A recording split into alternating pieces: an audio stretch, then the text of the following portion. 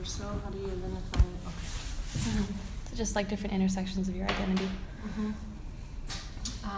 Well, my name is Iris Viveros, and I am Mexican. I was born and raised in Mexico, so I identify as an immigrant. I moved here, a lot of people think that I moved here to study because I'm in the university, but I moved here, because things were going on in my country. Maybe like many stories of immigrants. Yeah. How old were you? That was 10 years ago. I was 24, 25. Okay. Yeah. I'm a cisgender woman, and there's a lot of noise. A little bit. I'm sure I can edit it, so yeah. We should be fine. Here, I'll move it closer. Okay. What else? I'm a Mexican. I'm a cisgender woman, and Okay, cool. So then basically the next question is, are you a protester or activist, organizer? Are you when it comes to certain events, do you protest against them? And then, or are you a bystander? I'm not a bystander for sure. I see you out there. Yeah. I participate in a lot of the things that are going on and have been going on before right now, before the whole thing with Donald Trump and immigration. Yeah. And I think the way I mostly participate is also as an organizer.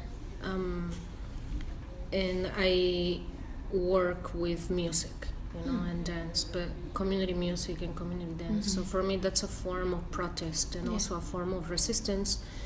And I'm a co-organizer and I'm a dancer in the Seattle Fandango project, which is this collective that practices music from Veracruz, Mexico, and is a music that centers the community.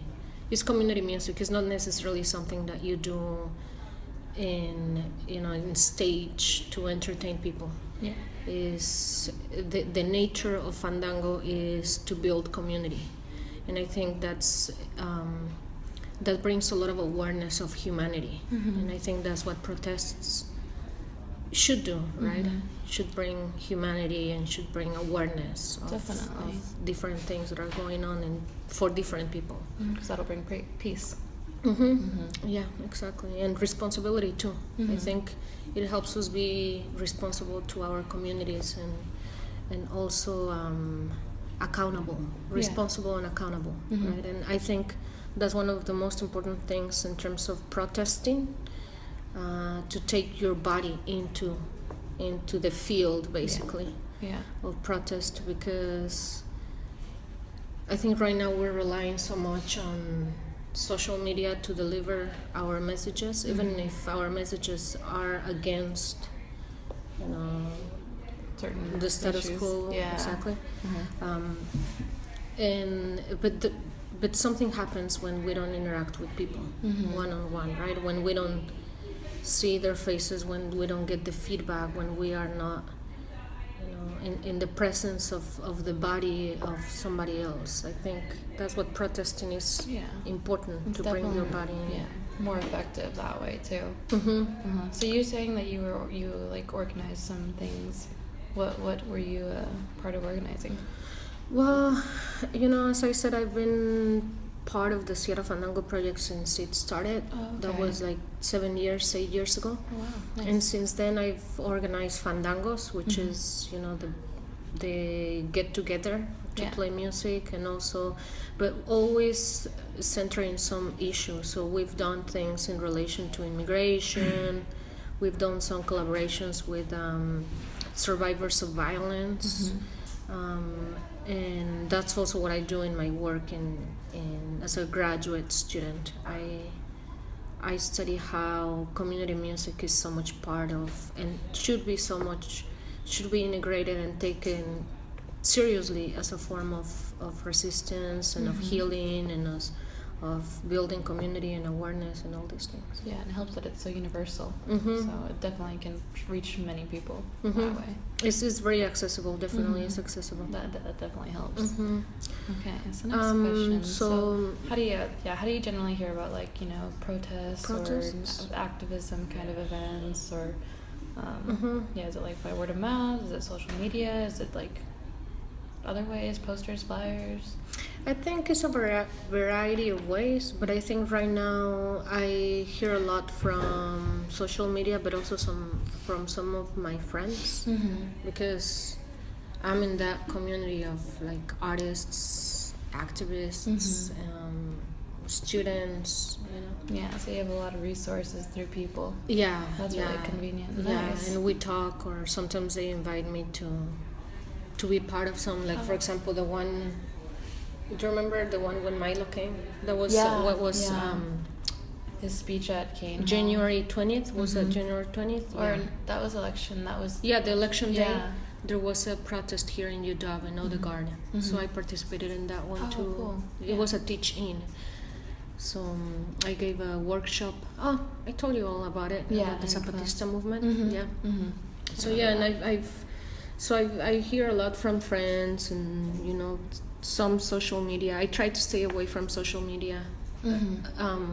I think it's important, but I also think that I'm realizing we are relying on it a lot, and we're not really, you know, having conversations. It's definitely like one-on-one, or it's definitely changing the way that, you know, people interact, and kind of erasing ties in ways. But yeah, so you were talking. Okay, so did you also go to the protest against Milo speaking? No, I didn't. Oh, okay. I didn't because that day, what happened is I gave the workshop here in Odegaard, and then after that I stayed for another workshop, and there were skinheads coming into our workshops and harassing us basically. Whoa. And I mean, Seattle police wasn't. I mean, no, sorry, UW police wasn't there. They weren't doing anything, you know. They were outside in Kane Hall, probably because they were afraid that protesters would do something to Kane Hall. Yeah. So that tells you something, right? Like the idea we have of protests, of always being disruptive, of always doing something bad, which is very different than the general understanding that I had in Mexico. Because in Mexico, I think we have a lot of that idea of protest, and since I was little, I've participated in protests with my mom. I remember one time she took me to a protest. I was little, I was very young. It was in Mexico City. It was in El Zócalo, in, you know, the main plaza. Yeah. And there, I think we were, you know, I was so little, I don't remember exactly what happened, but all I remember is that the protest was for campesinos, right? Like something that was going on in with campesinos, with farm workers. Yeah. And you know, I come from a farm worker family, so I went with my mom, and I was so impressed to see, you know, people organizing in that way. And it's hard to explain. I just saw a lot of strength. I saw a lot of dignity. I saw a lot of anger and a lot of injustice. And I saw a lot of separation, a lot of division.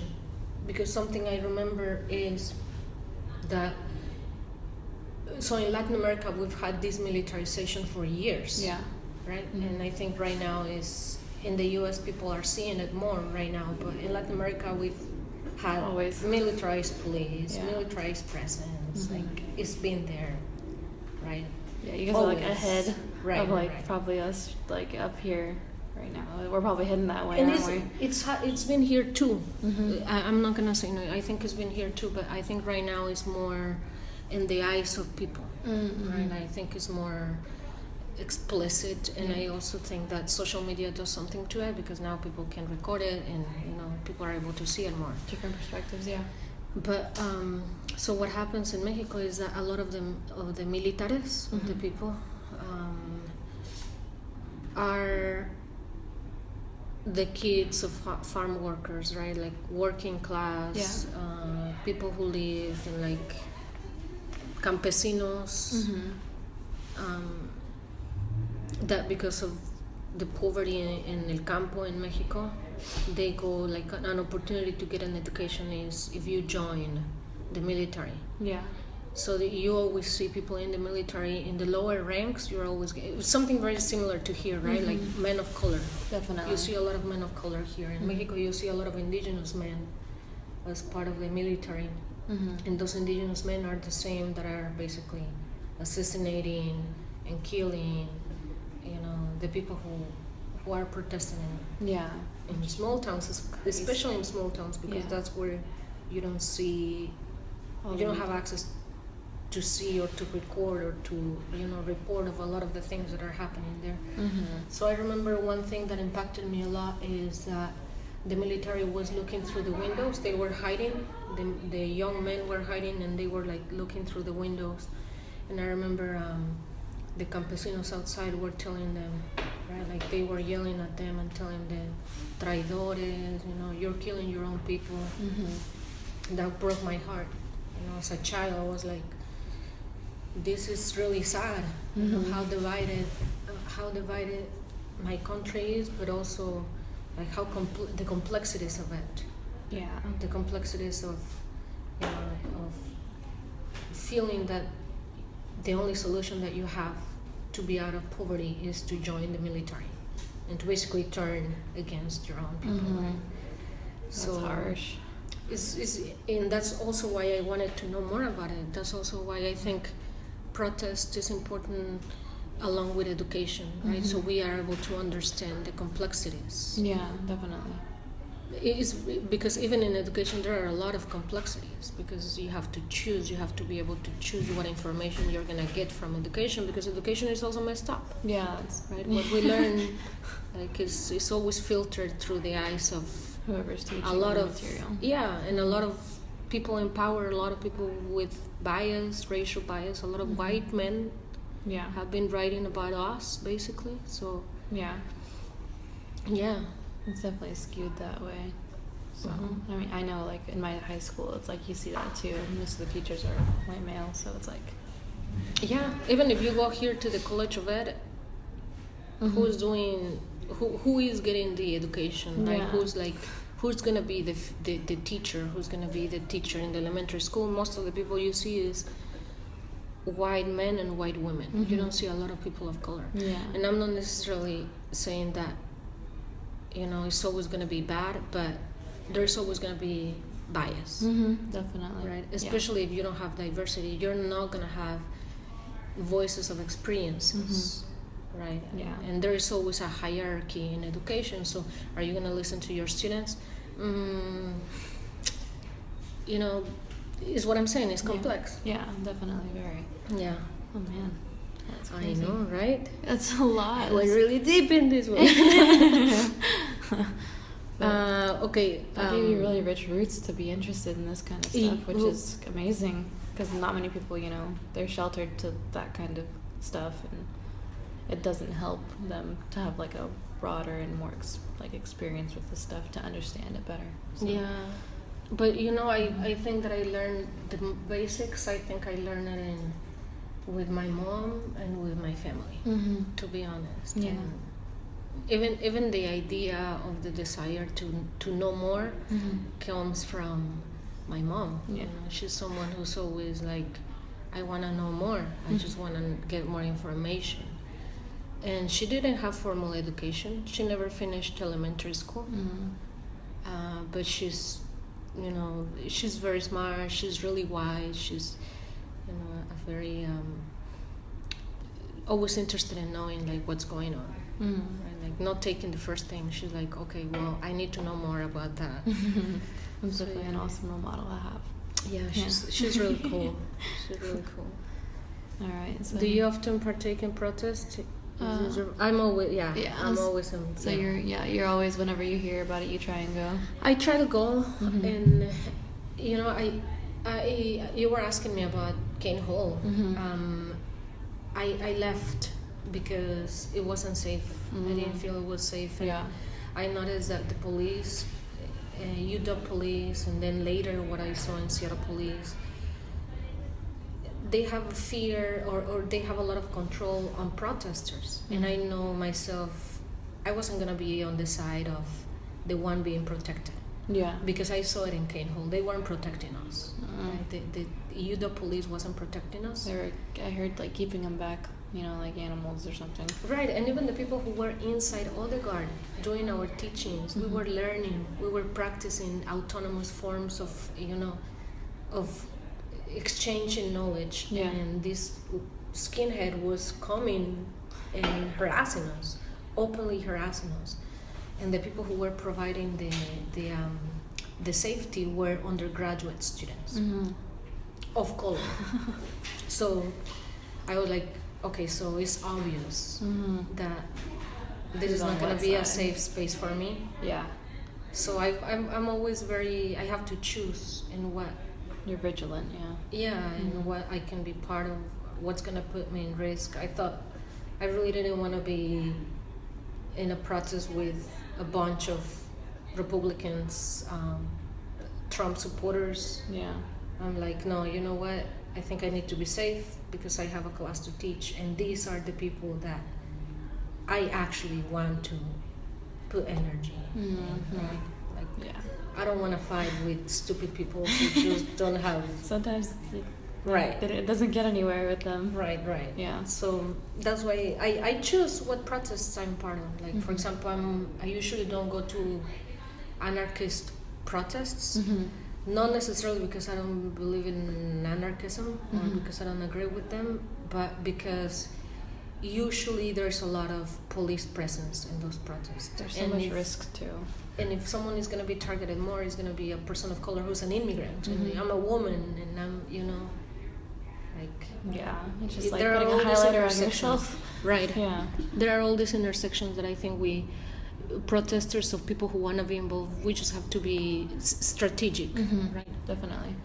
Because if jails are going to be filled in with people, there's going to be people of color have priority. Yeah.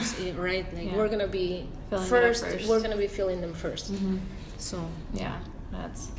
Oh man. So wait, like, what did you went to the Women's March, right? I did. I went to the that Seattle one. Oh, okay. How was that? I think it was good. For people to be, you know, outside, and I think it was good for. I mean, for a lot of people who don't have the culture of protesting, especially people with a lot of privilege. In this case, I'm going to be completely open, white women. Yeah. I think it was good for them to be out there. Yeah.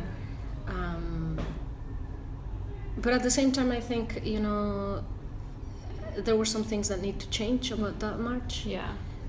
There wasn't a lot of conversations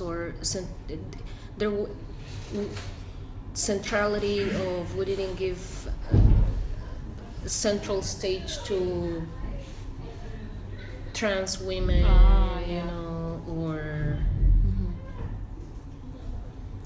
in general women of color, or, you know, indigenous women were at the... Yeah, I'll clip it out. Yeah. I know indigenous women were at the, you know...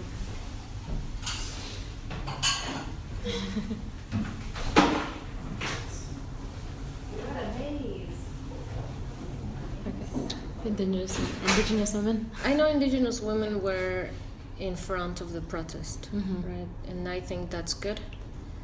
I think the Women's March, has many things that need to change. You can see the difference of the police, how, you know, do you see in social media how the police were taking selfies it was very, to the women, and then like a lot of women were also saying like thank you, Seattle police. It's just like that's the experiences of white people with the police. Yeah, they've been protected by the police, right? For us, it's not that way. We don't trust the police. We don't believe. We are even afraid and scared of the police. I tense up when I'm like driving past them. It's crazy how it works like that. But I mean, there was like the one saying like it's like men are in the house or whatever, and white women are the dogs that are able to sleep in the house, and all the other women of color are like the animals outside. I think who was that? I think it was Patricia Hill Collins. I don't know. It was a black feminist who wrote that, right? We talked about black. It was in that class. I don't remember. Or like Audre Lorde. I don't remember Audre exactly. Lorde. I think it was Audre Lorde. Yeah, it was her. That was that analogy. About it. So it's definitely with systems. It's representative like that.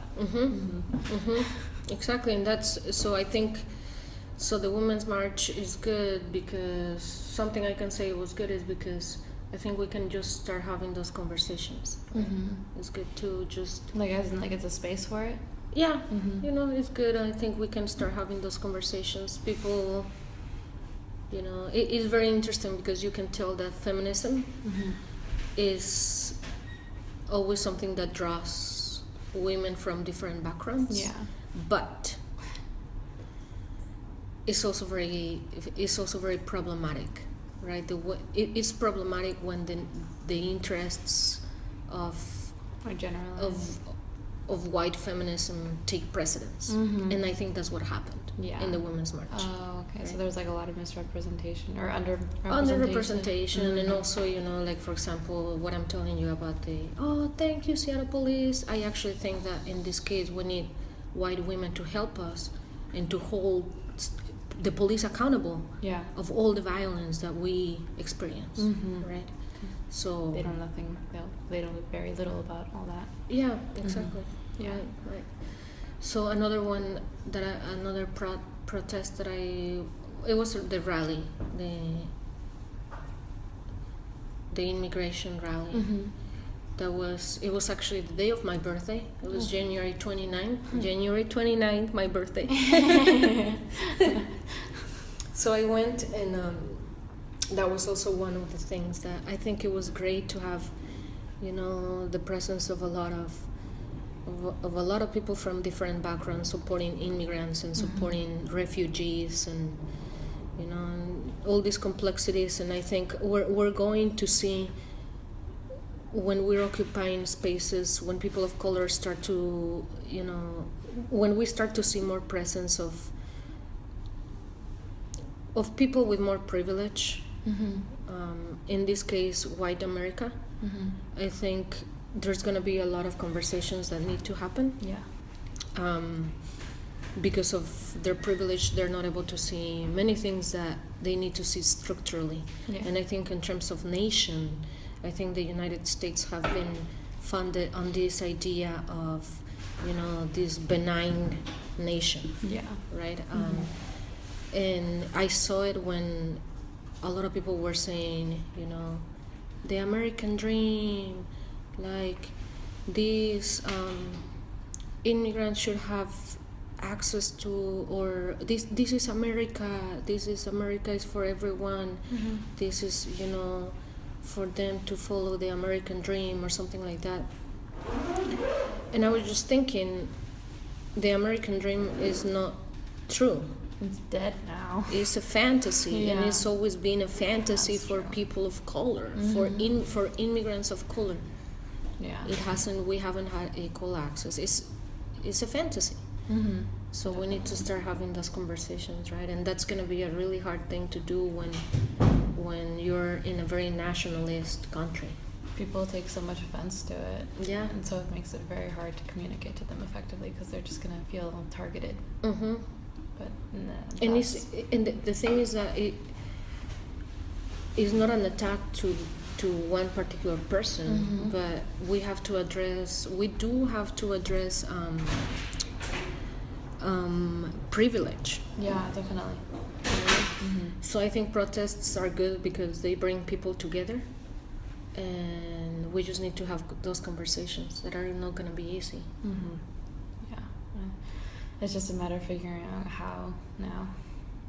Well, it'll be hard, but I'm sure we'll figure it out. You know what I think should happen? A long time ago, I was no, actually not that long ago, I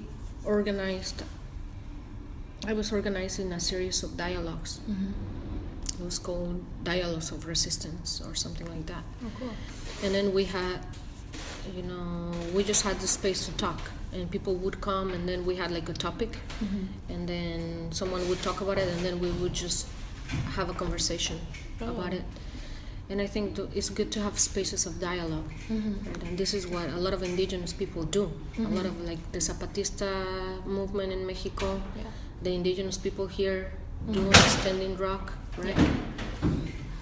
This idea and this understanding of dialogue as central for any for any type of change we want to make.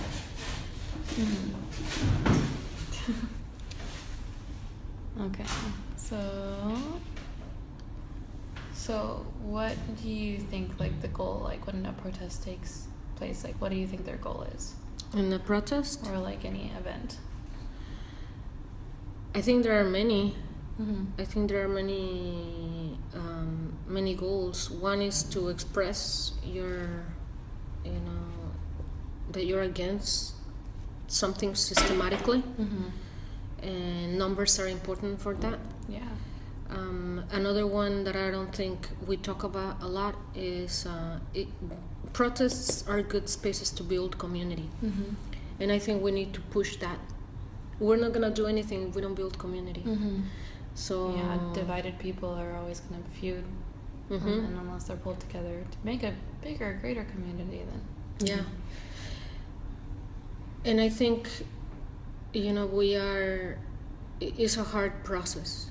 It's really difficult, and many people tend to romanticize the idea of community, right? Oh, community, this beautiful thing. Actually, no. It's really hard. Yeah. Right? You have to be honest, you have to be able to listen, and everybody, regardless of your background, we're going to be challenged in different ways. Right? Because we all have part of the oppressor within us. And it's internalized. Yeah, internalized. So we need to be able to listen, to be vulnerable. Vulnerability right now is so important. So I think protests are important because I think it helps you in some way. As I was telling you, it helps you when you're in the presence of others. I think it calls for your humanity. Yeah. And it helps you be more vulnerable. We need a lot of vulnerability and dialogue right now. Definitely. So what else? Okay, so your community. I guess that doesn't really apply. I already addressed. Yeah. Okay. No, and I think. I don't think that really applies either. So I guess, like, this one was talking about, like, what you feel like your experiences when you're actually involved in a protest. Like, yeah, is it empowering? Just basically. I feel a lot of things. I feel sometimes empowered and also sometimes pissed. It happens. I mean, to be honest with you, because like when I see things that are like, oh my God, seriously, like winding the clock. Yeah, that one time, like thanking the police, right? Like, I understand, like they're just doing their job, right? That's it. So it's not like for us to be clapping at them when they're like terrorizing people of color. Yeah. Right? Yeah. So those are the things that I'm like, ugh. But I also think it's very empowering as well. Yeah. I've been at the Primero de Mayo March 1st. Yeah. May 1st. Oh, I would be like, May 1st. That's today? Yeah. Oh no. Oh, shit. Let's go. I'm late. But yeah, March 1st. And the May 1st march is good to be, with people. It's like, that you're not alone. Yeah. That we just need to be doing it more. Protests in Mexico are huge. And they're very different than here. You usually see it's very cross-generational. You also see a lot of vendors, and you see, you know, people with disabilities marching too, people with their music, with their instruments playing. Wow. Yeah, and they're huge. They're really big. The ones that I've been in, and also very, you know, very arts oriented. You see people like wearing a lot of like costumes and stuff. Yeah, I mean, I think that's like the general picture that I got from like our readings, like with the Itonia readings, and it's just like it was just everyone's fighting for the same reason because everyone's being affected by that reason, which is really awesome. Whereas here, you see just anarchists get the cameras on them. So and you know what? Very destructive. Exactly, and I think that's also part of the way the media is going to portray protests. It's gonna make it look as, you know, as something bad and something disruptive. And actually, if you see the way they report it here for the one in Milo, the one where someone got shot, right? Yes. Yeah. If you listen, have you checked the news? The way they report it, they're talking about, you know, anarchists coming to campus, destroying things, just basically doing all this mess. Yeah. But what I saw earlier. Yeah. I wasn't there, but what I saw earlier was something completely different. It was, you know, people with Confederate flags around campus, driving really fast, obviously to, you know, to intimidate. Provoke, So, right? Yeah. Media is always going to do something. There's that bias in there too. To prevent people from protesting, because protesting is so important. Yeah. Is very effective. I do really believe that protesting is very effective. So we have to keep doing it. Definitely. And then I think other parts of that, so like what part of like, how are you affected like within protests, like specifically, like based on your identities? What affects me? Well, you know, you're targeted. I've been in protests where I've been targeted, and I've seen people of color being targeted. The one May 1st, there was like a Trump supporter taking selfies with us. Yeah. You know, he would like pick people and then just like start taking selfies. And then when I saw it, I got super mad. So I went and I was like, "What the fuck are you doing?" And then it was so interesting because the police. So when I went and I told the guy, "So what are you doing?" Right? I confronted him. Yeah. The security people came to protect him, and I was like, "Okay, so I understand you want to make sure that we don't do anything to him, but just know that I am not doing anything to him. I'm just telling him to put his phone away. Yeah. And number two, like, who is gonna address what he's actually doing to us? Yeah. Right? So, yeah, I think, you know, Definitely. our identity is going to change. Like, you don't see the same treatment of, you know, the police and the way the police is when you see a Black Lives Matter protest as opposed to a Women's March protest. Yeah. Right.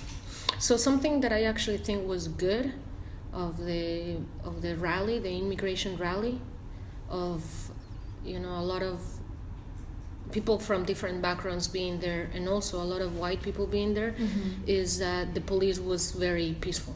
Right. That's so good. Usually when you see white people in protests, it's going to be different because the police is going to be nicer. Right. Well, yeah, because they see them as humans. Yeah, and but that can work for our advantage. Yeah, right? yeah, definitely. So I think that's good because we are safer. It's messed up. It's really messed up. It shouldn't be that different. Right. It's bad. It's messed up, but it is a reality. And I think, what are we gonna do? Well, we just gotta take advantage of that. Yeah.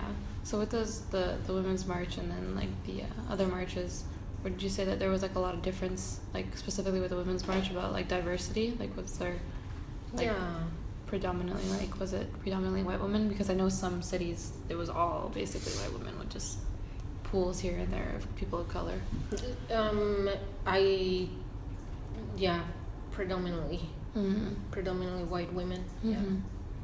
No, yeah, there's a lot of them. So I'm not gonna say there weren't women of color, right? There were a lot of women of color, and I didn't see it like a presence or a centrality of a visibility of trans women.